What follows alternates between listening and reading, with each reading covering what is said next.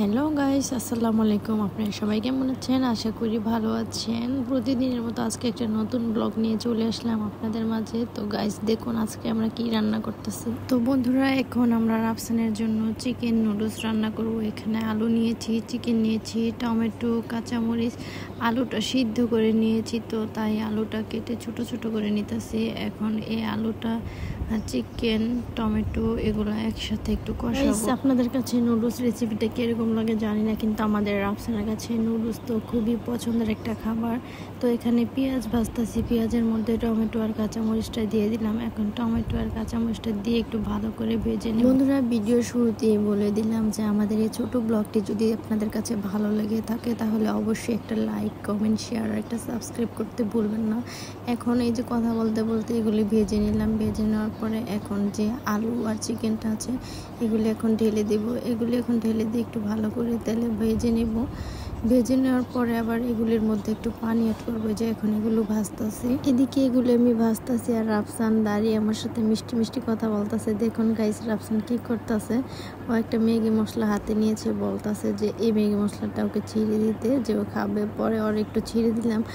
ওর কাছে এত পরিমাণ ঝাল লেগেছে তো মুখের থেকে সব বের করে দিয়েছে। বলতেছে যে ম্যাগি মশলাটা খেতে নাকি খুব মজা, আর বলতেছে যে আপনারা আমাকে একটা লাইক, কমেন্ট, শেয়ার করবেন। এই যে এখন একটু এই মশলাটার মধ্যে পানি দিয়ে দিব। এখন এই মশলাটার মধ্যে পানি দিয়ে কিছুক্ষণের জন্য ঢেকে রাখবো, যাতে চিকেনগুলো সিদ্ধ হয়ে যায় আর আলুটা একটু নরম নরম হয়ে যায়।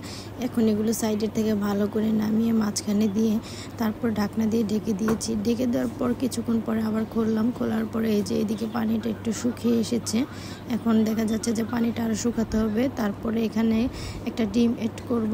এই যে এখানে একটা ডিম এড করেছি। এখন ডিমটা দিয়ে ভালো করে নাড়াচাড়া করব। বন্ধুরা, আমি যেহেতু এক হাতে ভিডিও করি আর এক হাতে রান্না করি, তো আমি ওইরকমভাবে সরাসরি প্রত্যেকটা ভিডিও করতে পারি না। যে এদিকে একটা ম্যাগি মশলা অ্যাড করতেছি। এখন ডিমটা দিয়ে একটু ভালো করে নাড়াচাড়া করব। ডিমটা যেহেতু ভিজা ভিজা আছে, ডিমটা একদম ভাজতে ভাজতে শুকনো শুকনো করব। তারপরে ভাজা হলে আমরা এখানে নুডলসটা ঢেলে দেব। আজকে আমি রান্না করব কোকাকোলা নুডলস, ম্যাগি নুডলস না, কোকাকোলা লম্বা যে নুডলসটা আছে সেটা। এই যে এখন নুডলসটা আগে থেকে সিদ্ধ করে রেখেছিলাম, তো এখন নুডলসটা ঢেলে দিলাম। নুডলসটা ঢেলে দেওয়ার পরে এখন ভালো করে মিক্স করবো এই মশলাগুলোর সাথে। গাইস, আজকে আমার সাথে একটা মিস্টেক হয়েছে। আজকে আমি যে নুডলসের প্যাকেটটা খুলেছি তার মধ্যে কোনো মশলাই পাইনি। নুডলসের ভিতরে যে একটা মশলা থাকে সেই মশলাটা যদি না দিই তাহলে একটুও ভালো লাগে না।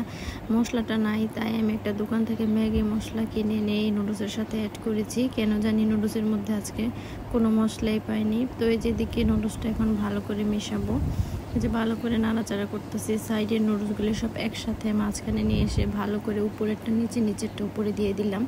তারপরে একটু ভালো করে নাড়াচাড়া দেওয়ার পরে নামিয়ে নিব। এখন আমি সিদ্ধ করা নুডলসের উপরে একটু সামান্য পরিমাণ ম্যাগি মশলা দিব। দেওয়ার পরে নাড়াচাড়া দিয়ে তারপরে আমি নুডলসটা নামিয়ে নেব। এই তো আজকে আমাদের নুডলস রান্নার রেসিপিটা এই পর্যন্তই। যদি আমার ভিডিওটা ভালো লেগে থাকে তাহলে অবশ্যই এভাবে বাড়িতে আপনারা ট্রাই করে দেখবেন যে কোকাকোলা নুডলসটা এরকমভাবে রান্না করলে কেমন। এই তো এখন আমার রাফসানের জন্য প্লেটে নুডলসটা বেড়ে নিয়ে আসলাম। এখন রাফসান সালাদ দিয়ে, লেবু দিয়ে তারপর নুডলসটা মিক্স করে খাবে। ও শসা আর লেবু না হলে নুডলস খেতে ভালো লাগে না। রাফসান দেখেন কত খুশি হয়েছে। তো বন্ধুরা, রাফসান এদিকে ঝাল নুডলস খেয়ে হা করে আছে। তো বলতেছে এখন আমাকে একটু ঠান্ডা ঠান্ডা লেবুর শরবত বানিয়ে দাও। তো ওইদিকে একটু ভুসি, তারপর ট্যাং, লেবু সাথে চিনি দিয়ে ওর জন্য একটু ঠান্ডা ঠান্ডা শরবত রেডি করতেছি। এই যেদিকে এখন চিনি দিয়ে দিতেছি। চিনি দিয়ে তারপরে একটু ভালো করে নাড়াচাড়া করব।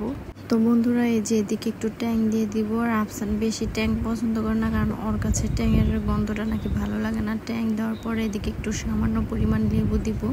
লেবু দেওয়ার পরে ট্যাংটা আর পানিগুলো সব একসাথে একটু ভালো করে নাড়াচাড়া করব। যে বন্ধুরা, আমাদের শরবতটা রেডি হয়েছে। এখন এটা ভালো করে মিক্স করব, যাতে চিনিটা গলে যায়, তার জন্য একটু ভালো করে নাড়াচাড়া দিয়ে দিলাম। এই যে আমার রাফসান বাবা এখন তার হাতে নিয়েছে, সে এখন খেয়ে দেখতেছে কেমন হয়েছে। দেখতে মনে হইতেছে সে পুরোটাই খাবে, কিন্তু না, অল্প একটু খেয়ে আর খেতে পারবে না। দেখেন গাইস, আমার বাবা খাইতেছে। এখন সবাই মাশাআল্লাহ বলবেন প্লিজ। দেখেন বন্ধুরা, আমার বাবা খাওয়া দাওয়া শেষ করে এখন একটু পড়তে বসেছে। ও তেমন একটা কিছু পারে না, শুধু এতটুকুই লিখতে পারে। তো আমার বাবার লেখাটা দেখে সবাই মাশাআল্লাহ বলবেন। আজকের ভিডিওটা এ পর্যন্তই। আপনাদের কাছে যদি ভিডিওটা ভালো লেগে থাকে তাহলে অবশ্যই লাইক, কমেন্ট, শেয়ার আর সাবস্ক্রাইব করবেন। Tata, bye bye.